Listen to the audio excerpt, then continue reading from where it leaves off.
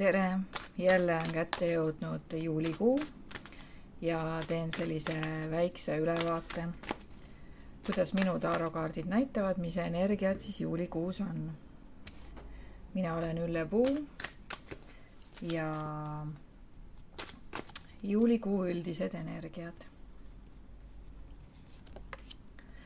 Võidukas ajaperiood, mis nõuab teiste inimestega koostööd.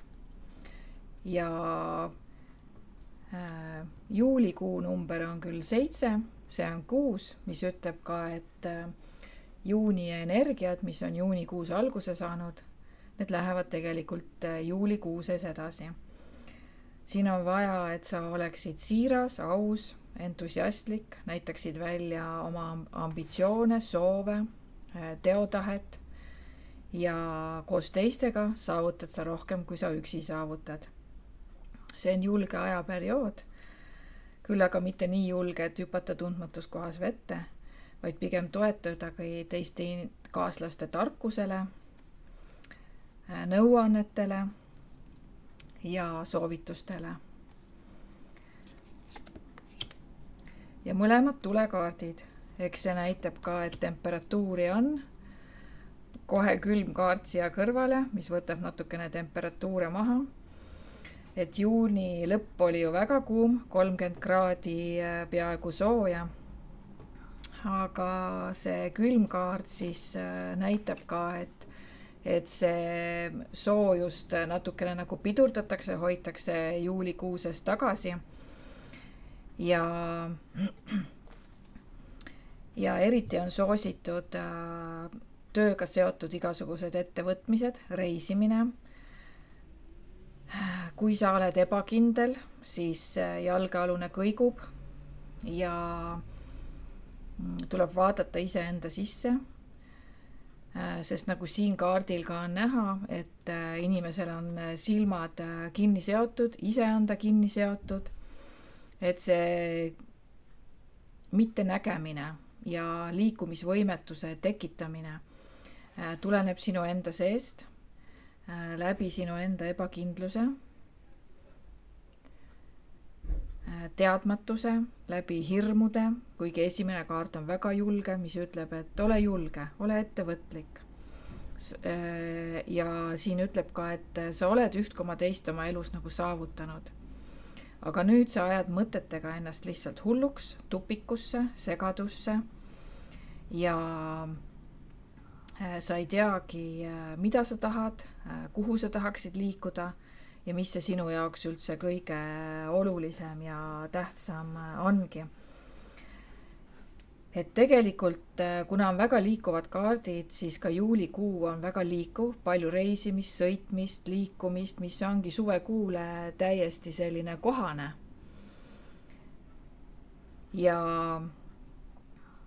Aga võivad tulla kiired pidurdused.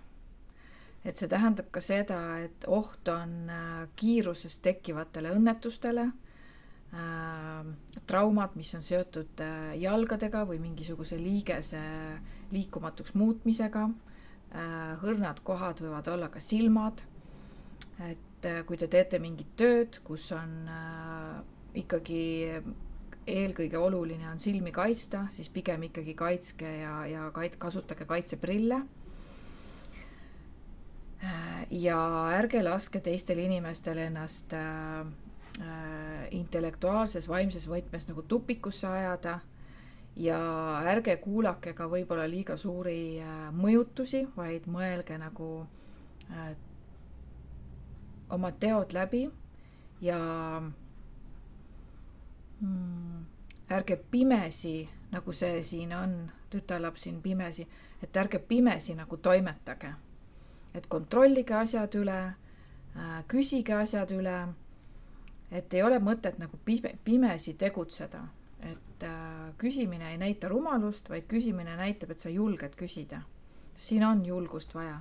Viimane kaart on seotud hästi perega ja pereõnnega ja peresfääridega, siis see näitab ka, et pereväärtused ongi olulisel ja tähtsal kohal, kuigi alati pereliikmed üksteist ei näe, ei mõista, ei taipa, jäävad ka suhtlused nagu poolikuks.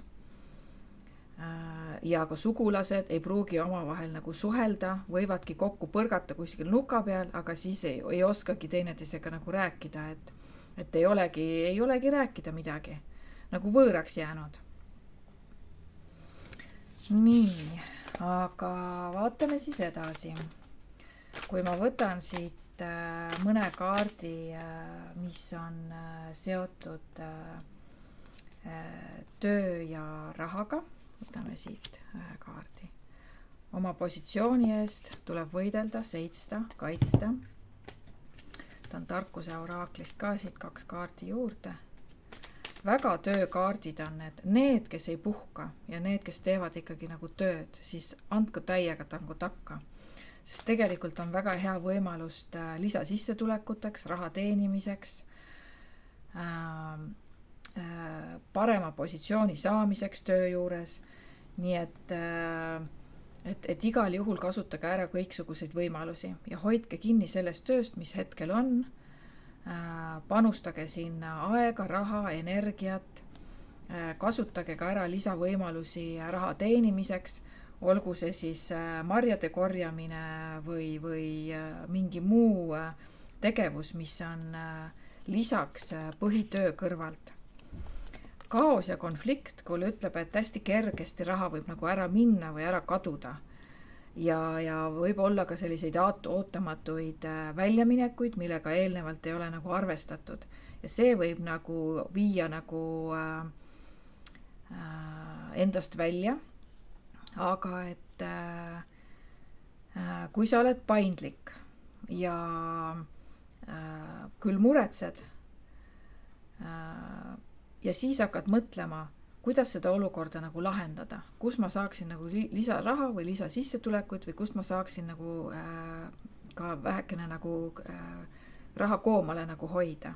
Et see paindlikkust just mõtlemises, et sa mõtleksid paindlikult ja rahulikult asjad nagu läbi, sest tegelikult tööks ja raha teenimiseks on nende kaardide alusel väga hea aeg. Et need, kes vähegi tahavad tööd teha ja raha teenida, siis need võimalused on täiesti olemas. Siis edasi vaatan armastus ja suhted, aga vaataks niimoodi, et mis on siuke üleüldine kaart, vaesuse kaart. Noh, suvel ju öeldakse ikkagi romantikat ju peaks jaguma ja miks nüüd siis vaesuse kaart on ja võib-olla küll otsitakse endale kaaslast, et kui ta on üleüldine kaart, see on nagu siuke kehvakene, jätab nagu armastuse nagu kuidagi tahaplaanile, et kus siis nüüd siuke kaart tuli. Aga vaatame, et kui ma panen need inimesed, kellel on nagu hea suhe, sest see vaesuse kaart nagu rikub ka neid häid suhteid. Ta paneb rohkem vaatama sellele, et naabril on palju parem mees või naine on ja et tekitab selliseid võrdlusi. Nii, hea suhtega kaardid. Ütleb, et neil oleks nagu kõik hästi, väga seksuaalsed, kirglikud kaardid ja see koos veedetud aeg uutes kohtades, väga seiklusrikas juulikuu,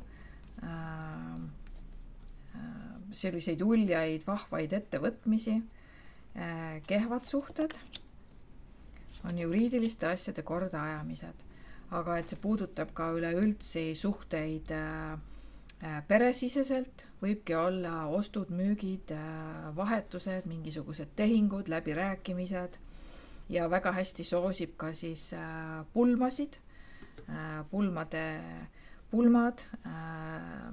ja siis varalepingu sõlmimine.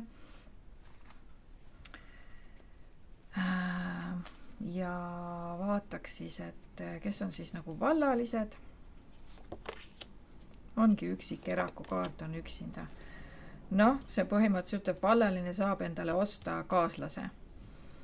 Saad endale osta kaaslase, aga et sa saad ka panustada iseenda väljanägemisse, et ostad endale ilusad riided, teed soengu, näed kena välja, hoolitsed iseenda eest ja siis on sul nagu hea võimalus leida endale sinu jaoks kõige õigem ja sobilikum kaaslane, siis ära noruta kuskil nagu üksipäini.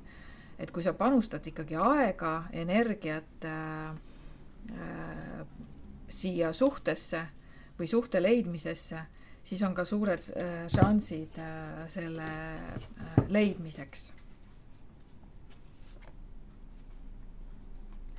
Ja kui ma võtan veel lisaks ühe kaardi, et miks see vaesuse kaart siin on, siis see ütleb, et võta riski. Et mõtle strateegia välja, sul on väga hea võimalus leida armastus ja armastatu ja ära kõiki oma kaarte korraga nagu välja näita. Ole ka siis natukene nagu kaval ja ettevaatlik, aga et vaesuse kaart on läbi selle siis, et sa oled liiga riskijulge või sa ei riski iseendasse ka raha ja aega panustada või sa ei riski armastusega uuesti riskida, et võtan endale kaaslase või ei võta, et oled haiget juba saanud. Vot selline lugu siis. Ja võtaksid tervisekaardidest lihtsalt ühe kaardi seekord. Vaataks, mis siit siis nüüd välja tuleb, kui ma siit tervisekaardidest ühe võtan siia. Juulikuu. Suhtun endasse armastusega on see kaart, et keskkond meie ümber on kohati niigi vähendav ja toksiline. Iga kord, kui ütleme endale midagi halvustavat, kinnistub see meie keha igasse rakku. Enesearmastust ei pea kartma, see ei saa kunagi kujuneda nartsismiks.